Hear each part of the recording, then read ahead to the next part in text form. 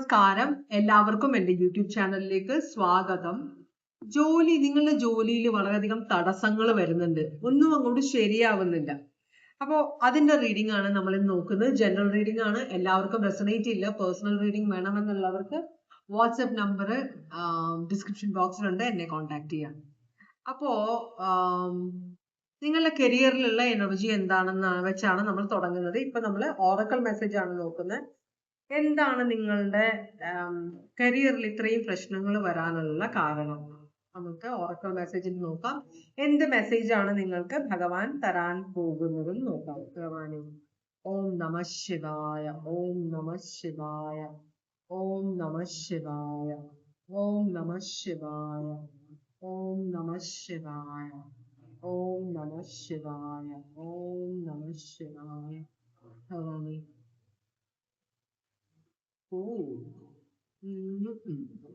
ഒരു change, major ആയിട്ടുള്ള ഒരു ചേഞ്ച്. ചിലപ്പോൾ നിങ്ങൾക്ക് ജോലി നഷ്ടപ്പെടാനുള്ള ഒരു ചാൻസ് ഉണ്ടാവും. കാരണം ഇതൊരു ഡിസ്ട്രോയർ ആണ് വന്നിരിക്കുന്നത്. ഡിസ്ട്രോയർ എന്ന് പറഞ്ഞ രണ്ട് കാർഡുകളാണ്.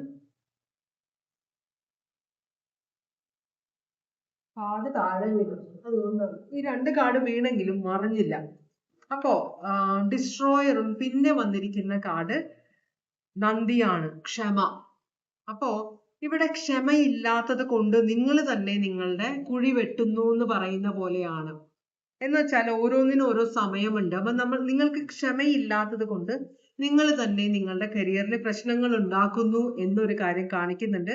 ഈ ഒരു ക്ഷമയില്ലാത്തത് കൊണ്ട് നിങ്ങൾക്ക് എന്തൊക്കെയോ നഷ്ടപ്പെടാൻ തോന്നുന്നുണ്ട് കരിയറിൽ. ചിലപ്പോ നിങ്ങൾ ഡീപ്രൊമോട്ട് ചെയ്യപ്പെടാം, നിങ്ങൾ ചിലപ്പോൾ സസ്പെൻഷനിൽ പോകാം, അങ്ങനെയുള്ള കാര്യങ്ങളാണ്. ഒരു ചേഞ്ച്, മേജർ ആയിട്ടുള്ള, ഇത് നിങ്ങളുടെ ലൈഫിനെ തന്നെ ബാധിക്കുന്ന ഒരു ചേഞ്ച് വരുന്നുണ്ടെന്നാണ് പറയുന്നത് കേട്ടോ.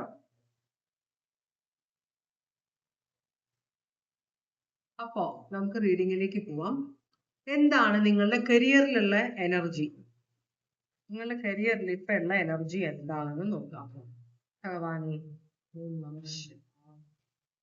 നിങ്ങളുടെ കരിയറിലുള്ള എനർജി എന്താണ്?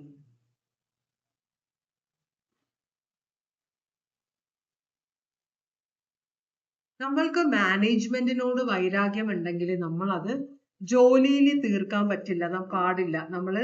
നമ്മളുടെ ഇന്റഗ്രിറ്റി എപ്പോഴും ഇമ്പോർട്ടൻ്റ് ആണ്. അപ്പോൾ ഒരു മാനേജർ അല്ലെങ്കിൽ മാനേജ്മെന്റ് നമുക്ക് പ്രശ്നം ഉണ്ടാക്കുന്നു പറഞ്ഞാൽ കമ്പനിക്ക് പ്രശ്നമാകാനുള്ള കാര്യങ്ങളൊന്നും നിങ്ങൾ മണ്ടത്തരം കാണിക്കരുത് എന്ന് പറയുന്നുണ്ട്. എനിക്ക് അങ്ങനെ ഒരു മെസ്സേജ് വന്നു. നിങ്ങളുടെ കരിയറിലുള്ള എനർജി എന്താണ് ഭഗവാനെ? നിങ്ങൾ ഒട്ടും ഹാപ്പി അല്ല ഈ കരിയറിൽ കേട്ടോ. അതുപോലെ തന്നെ എന്തുകൊണ്ടാണ് നിങ്ങൾക്കൊരു ഓഫർ കിട്ടിയായിരുന്നു കമ്പനിയുടെ അടുത്തുനിന്ന്, പക്ഷേ നിങ്ങൾ അത് സ്വീകരിച്ചില്ല. മനസ്സിലായി? നിങ്ങൾ അത് തിരസ്കരിച്ചു. അപ്പൊ ഒരു സമാധാനം, നിങ്ങളും മാനേജ്മെന്റും തമ്മിൽ നല്ല പ്രശ്നമുണ്ട്. അപ്പൊ ഒരു സമാധാന ചർച്ച ഇവർ വെച്ചെങ്കിലും നിങ്ങൾ അത് തിരസ്കരിച്ചു. അവരൊരു ഓഫർ തന്നു, നിങ്ങൾ തിരസ്കരിച്ചു. ആ ഓഫറിൽ നിങ്ങൾ ഹാപ്പി അല്ല. അപ്പൊ അതുകൊണ്ട് തന്നെ നിങ്ങൾക്കൊരു മാനസിക സന്തോഷം ഇല്ലാത്തതുകൊണ്ട് നിങ്ങൾ അത് വേണ്ടാന്ന് വെച്ചു. പക്ഷെ നിങ്ങൾക്ക് ഇപ്പൊ ഒരു തിരിച്ചറിവ് വരുന്നത് അത് എടുക്കാമായിരുന്നു. പക്ഷേ ഒരു കാര്യം നമ്മളുടെ കയ്യിൽ നിന്ന് നഷ്ടപ്പെട്ടാൽ അത് തിരിച്ചു കിട്ടാൻ ഭയങ്കര ബുദ്ധിമുട്ടാണ്. ആ ഓഫർ അവർ ഇനിയും തരില്ലായിരിക്കാം. നിങ്ങൾ വീക്കായിട്ട് ഞാൻ ഓക്കെ അതെങ്കിലും അത്, കാരണം നിങ്ങൾ വേറൊരു ജോലിക്ക് ട്രൈ ചെയ്തിട്ടുണ്ടാവാം, അത് കിട്ടുമെന്ന് ഓൾമോസ്റ്റ് നിങ്ങൾക്ക് മനസ്സിലായപ്പോ നിങ്ങൾ ഇവിടെ കുറച്ച് അഹങ്കാരം കാണിച്ചിട്ടുണ്ട്. അപ്പൊ ആ അഹങ്കാരം കാണിച്ചപ്പോ മാനേജ്മെന്റ് നിങ്ങളോട് ദേഷ്യമായി. പക്ഷെ നിങ്ങൾ ഇത്രയും വർഷമായിട്ട് ഈ കമ്പനിയിൽ ജോലി ചെയ്യുന്ന ആളായതുകൊണ്ട് അവർ നിങ്ങൾക്ക് ഒരു ഓഫർ തന്നു. പക്ഷെ നിങ്ങൾ ആ അഹങ്കാരം കൊണ്ട് ആ ഓഫർ തിരസ്കരിച്ചു എന്നാണ് പറയുന്നത്. അങ്ങനത്തെ ഒരു എനർജി, വളരെ സ്ട്രോങ് ആയ ഒരു എനർജിയാണ് എനിക്ക് വരുന്നത് നിങ്ങളുടെ എനർജി ആയിട്ട്. പക്ഷെ ഇപ്പൊ നിങ്ങൾക്കൊരു തിരിച്ചറിവ് വന്നിട്ടുണ്ടായിരുന്നു, അയ്യോ അത് ചെയ്യരുതായിരുന്നു, ഞാൻ തിരിച്ചു കിട്ടുമെന്ന് അന്വേഷിക്കാം എന്ന ഒരു എനർജി. ആകെ കൂടെ ഒരു ഒരു ഒരു തപ്പലാണ് നിങ്ങൾക്ക്. ഇനി എന്ത് ചെയ്യും? ആകെ ടെൻഷൻ, ഭയങ്കര ആങ്സൈറ്റിയാണ്. ഇനി എന്ത് ചെയ്യും? കൈവിട്ട് പോയല്ലോ, മറ്റേ ജോലി കിട്ടിയുമില്ല, ഈ ജോലിയിൽ എനിക്ക് കണ്ടിന്യൂ ചെയ്യാനും പറ്റില്ല. അപ്പൊ ആകെ ടെൻഷനിലാണ്. അങ്ങനത്തെ ഒരു എനർജിയിലാണ് നിങ്ങൾ നിൽക്കുന്നത്. Cancer, Pisces, Scorpio. ഇത് സ്കോർപിയോ ആണ്. മൊത്തത്തിൽ ഇമോഷണൽ പ്രശ്നമാണ് ഇവിടെ കാണിക്കുന്നത്. മൊത്തം ഇമോഷന്റെ ഒരു പ്രശ്നം ഇവിടെ കാണിക്കുന്നുണ്ട്. കരിയറിൽ നമ്മൾ ഇമോഷൻസ് കൊണ്ടുപോകാൻ പാടില്ല. കരിയറിൽ നമ്മൾ പ്രൊഫഷണൽ ആയിരിക്കണം, പ്രാക്ടിക്കൽ ആയിരിക്കണം. ഇവിടെ ആ ഒരു പ്രശ്നം വരുന്നുണ്ട്. ഇപ്പോഴത്തെ അവസ്ഥ എന്താണ്? നിങ്ങൾക്കപ്പോ ഇങ്ങനത്തെ ഒരു എനർജിയിലാണ് നിങ്ങൾ നിൽക്കുന്ന അവസ്ഥയാണ് വന്നിരിക്കുന്നത്. പൈസക്ക്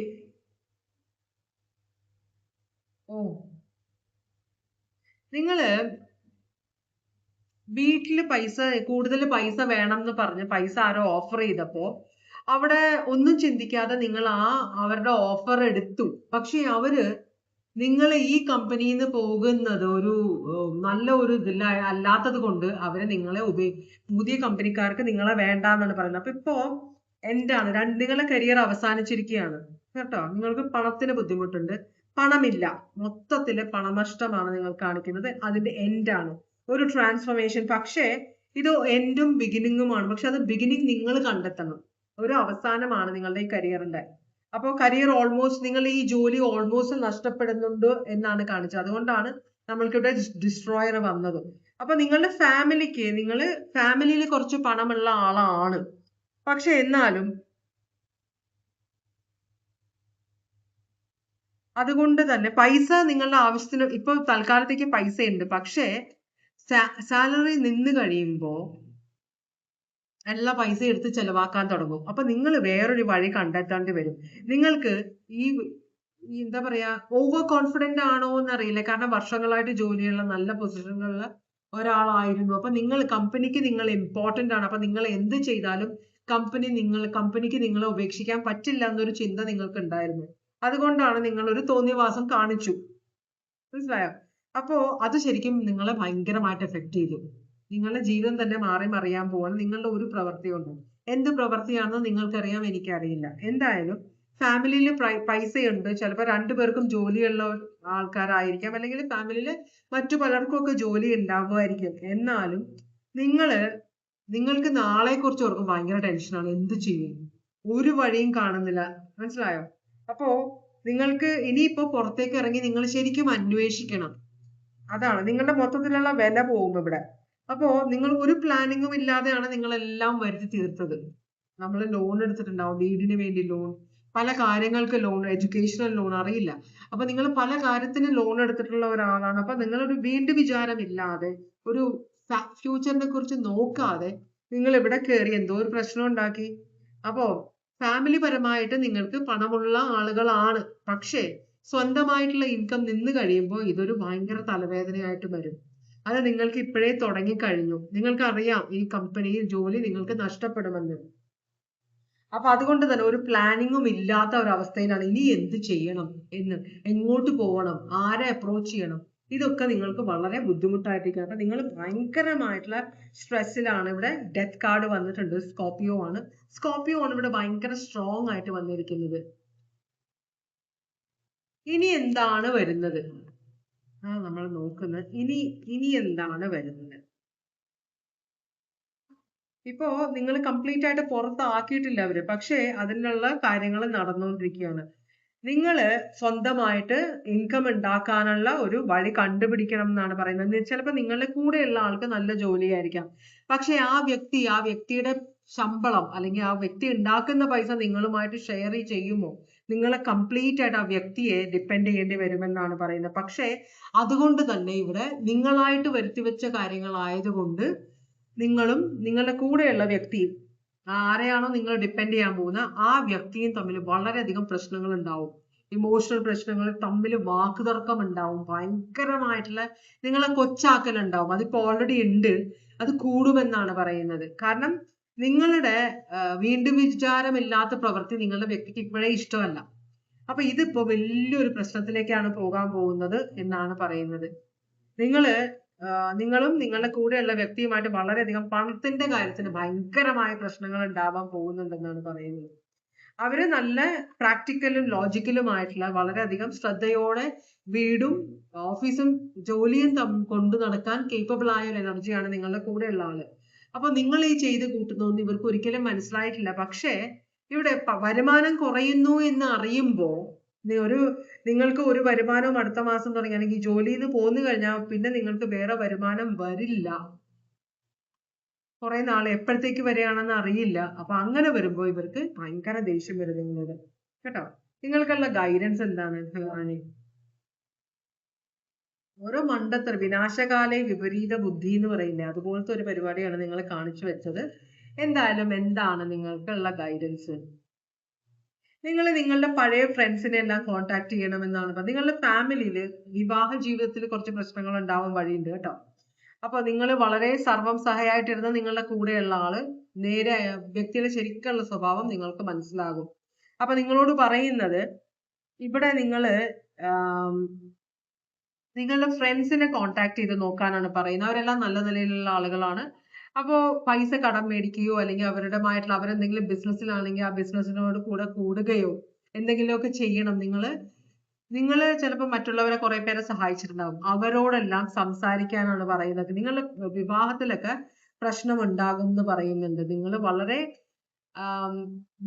ജോലിയുടെ ചിലപ്പോൾ നിങ്ങൾ ഭയങ്കര പെട്ടെന്ന് ദേഷ്യം വരുന്ന ആളായിരിക്കും. പക്ഷെ അത് ഫാമിലിയിൽ നിങ്ങൾ എടുക്കാറില്ല. പക്ഷേ നമ്മൾ കയ്യിൽ പണമില്ലാതെ വന്നു കഴിഞ്ഞാൽ നമ്മൾ വെറും പിണമാണെന്നാണ് പറയാറ്. അപ്പൊ ആ ഒരു അവസ്ഥയിലേക്കാണ് നിങ്ങൾ പോകുന്നത്. അപ്പൊ ഈ ജോലി പോകുന്നതിന് മുമ്പേ നിങ്ങൾ എന്തെങ്കിലും ഒരു വഴി കണ്ടെത്തിയേ പറ്റുള്ളൂ. അത് നിങ്ങളുടെ പഴയ ഫ്രണ്ട്സിനെ കംപ്ലീറ്റ് ആയിട്ട് നിങ്ങൾ ഇമോഷണലി ഡിസ്റ്റർബ്ഡ് ആവാതെ നിങ്ങൾ വളരെ പ്രാക്ടിക്കൽ ആയിട്ട് ഇരുന്ന് ചിന്തിക്കുക എന്താണ് ഇനി ചെയ്യാനുള്ളത്. നിങ്ങളുടെ കയ്യിൽ നിന്ന് അല്ലെങ്കിൽ കാര്യങ്ങൾ വിട്ടുപോകും. ഇപ്പൊ നിങ്ങൾ ഇപ്പോഴും ജോലിയിലാണ്, പക്ഷെ അതിന്റെ വലിയൊരു ചേഞ്ച് നിങ്ങൾക്ക് വരുന്നുണ്ട്. മനസ്സിലായോ? അപ്പൊ അതുകൊണ്ട് തന്നെ നിങ്ങൾ പ്രാക്ടിക്കൽ ആയിട്ട് ഒന്ന് ചിന്തിക്കുക എങ്ങനെ ഇതിൽ നിന്ന് കരകയറാമെന്ന്. നിങ്ങളുടെ മാനേജ്മെന്റ് കാല് പിടിച്ചിട്ട് കാര്യമില്ല, അവിടെ വില പോകും. അപ്പൊ കഴിഞ്ഞത് കഴിഞ്ഞു, മുമ്പോട്ട് എങ്ങനെയാണ് പോകാൻ പറ്റുക എന്നത് നിങ്ങൾ ചിന്തിക്കണം. അതിന് വേണ്ട കാര്യങ്ങൾ ചെയ്യണം എന്ന് പറയുന്നുണ്ട്. അപ്പൊ നിങ്ങളുടെ ഫാമിലിയിൽ പ്രശ്നങ്ങൾ തുടങ്ങും കേട്ടോ. എന്ന് വെച്ചാല് നിങ്ങളെ ഭയങ്കരമായിട്ട് സ്നേഹിച്ചിരുന്ന, നിങ്ങൾ തലയിൽ വെച്ചുകൊണ്ടിരുന്ന ആൾക്കാരെല്ലാം നിങ്ങളെ വലിച്ച് താഴ്ത്തിടാൻ നോക്കും. അപ്പൊ അതിലേക്ക് എത്തുന്നതിന് മുമ്പ് നിങ്ങൾ ഇവിടെ പ്രാക്ടിക്കൽ ആയിട്ട് ചിന്തിച്ച് എന്ത് ചെയ്യാൻ പറ്റും, ഈ ഒരു സിറ്റുവേഷൻ എങ്ങനെ എനിക്ക് മറികടക്കാൻ പറ്റും, ഒരു വരുമാന മാർഗം എങ്ങനെ കണ്ടെത്താൻ പറ്റും എന്ന കാര്യം നിങ്ങൾ കാര്യമായിട്ട് ചിന്തിക്കണമാണ് എന്ന് യൂണിവേഴ്സ് നിങ്ങളോട് പറയുന്നുണ്ട്. ക്ഷമ വേണം കേട്ടോ. ഇനിയുള്ള ഫ്യൂച്ചറിലെങ്കിലും നിങ്ങൾ ക്ഷമയോടെയും കുറച്ചൊരു പ്രാക്ടിക്കൽ ആയിട്ട് ചിന്തിക്കുക. നമ്മളെല്ലാവരും മാറ്റി വെക്കാൻ പറ്റുന്നവരെന്ന് വെച്ചാൽ നമ്മൾ ഇല്ലാതായാലും നമ്മളെ റീപ്ലേസ് ചെയ്യപ്പെടും, പ്രത്യേകിച്ച് ഒരു കമ്പനിയിൽ. മനസ്സിലായോ? അപ്പോ നിങ്ങൾ മാനേജ്മെന്റ് പൊസിഷനിലാവുമ്പോൾ മാനേജ്മെന്റ് പൊസിഷനിൽ എല്ലാവരെയും റീപ്ലേസ് ചെയ്യപ്പെടാൻ ഈസിയാണ്. എംപ്ലോയീസിനെ റീപ്ലേസ് ചെയ്യാൻ ബുദ്ധിമുട്ടാണ്. കാരണം അവരാണ് ഇൻകം കൊണ്ടുവരുന്നത്, നിങ്ങൾ അവരെ മാനേജ് ചെയ്യുന്നേ ഉള്ളൂ. അപ്പൊ നിങ്ങൾ അത് മനസ്സിലാക്കാതെ പ്രശ്നങ്ങൾ ഉണ്ടാക്കി കഴിഞ്ഞാൽ നമുക്ക് ഭയങ്കര തലവേദനയായിട്ട് വരും, വേറെ ജോലി അന്വേഷിച്ച് പോകേണ്ടി വരും. അപ്പൊ അങ്ങനത്തെ ഒരു കാര്യമാണ് ഇവിടെ കണ്ടത്. ഇതുവരെ എന്റെ റീഡിംഗ് കണ്ടുകൊണ്ടത് എല്ലാവർക്കും വളരെയധികം നന്ദി. എല്ലാവർക്കും ഭഗവാൻ സന്തോഷവും സമാധാനവും സംതൃപ്തിയും സമൃദ്ധിയും ആയുരാരോഗ്യ സൗഖ്യവും അനുഗ്രഹിച്ചു തരാൻ ഇടയാകട്ടെ എന്ന് ആശംസിക്കുന്നു. വീണ്ടും ഒരു റീഡിങ്ങുമായിട്ട് വരാം. Take care. Bye bye.